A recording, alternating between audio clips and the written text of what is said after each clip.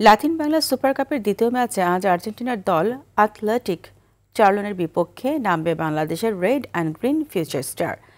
ঢাকা জাতীয় স্টেডিয়ামে ম্যাচটি শুরু হবে সন্ধ্যা ৭টায়। প্রথম ম্যাচে ব্রাজিলের সাও বার্নাদোর বিপক্ষে হারলেও এই ম্যাচে জয় নিয়ে আত্মবিশ্বাসী প্রধান কোচ ইমরুল হাসান। এদিকে আর্জেন্টিনার ক্লাবটির লক্ষ্য শিরোপা জয়। বিস্তারিত রাফি আমিনের রিপোর্টে। লাতিন বাংলা সুপার কাপে শেষবারের মতো মাঠে নামবে লাল সবুজের দল। Red and green future star নামে দেশকে প্রতিনিধিত্ব করা দলটির প্রতিপক্ষ এবার আর্জেন্টিনার ক্লাব অ্যাথলেটিক চার্লন। টুর্নামেন্টের প্রস্তুতির জন্য খুব বেশি সময় পায়নি ইমরুল হাসানের শিষ্যরা। তবে সাও বার্নার্দোর সঙ্গে যেভাবে লড়েছেন বিতোষক ইব্রাহিমরা, তাতে মুগ্ধ হয়েছেন প্রধান কোচ। অ্যাথলেটিক চার্লনের বিপক্ষে ভিন্ন পরিকল্পনা করে ভালো ফলাফলেই নজর তার।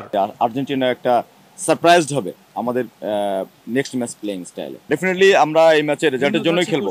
আমরা এই ম্যাচে আমাদের পজিটিভ রেজাল্টের জন্যই খেলবো এবং আমাদের গেম প্ল্যানটা আমরা সেভাবে তৈরি করেছি।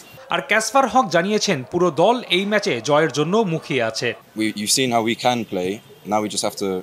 আমি যদি নিজের কথা বলি তাহলে আমি আর্জেন্টিনার বিপক্ষে জিততে চাই। আমরা আগের ম্যাচ হেরেছি, তাই এই ম্যাচে আমাদের নিজেদের প্রমাণ করতে হবে।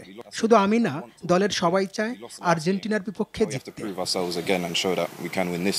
এদিকে টুর্নামেন্ট জয়ের লক্ষ্য নিয়েই বাংলাদেশে পা রেখেছিল অ্যাথলেটিক চার্লন। দলটি দেখাতে চায় আর্জেন্টাইন ম্যাজিক। এই টুর্নামেন্টে আমরা আর্জেন্টিনার স্কিল দেখানোর জন্য প্রস্তুত।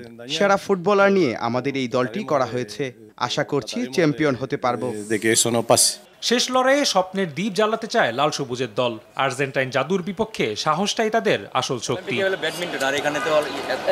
রাফি আমিন, RTV, ঢাকা।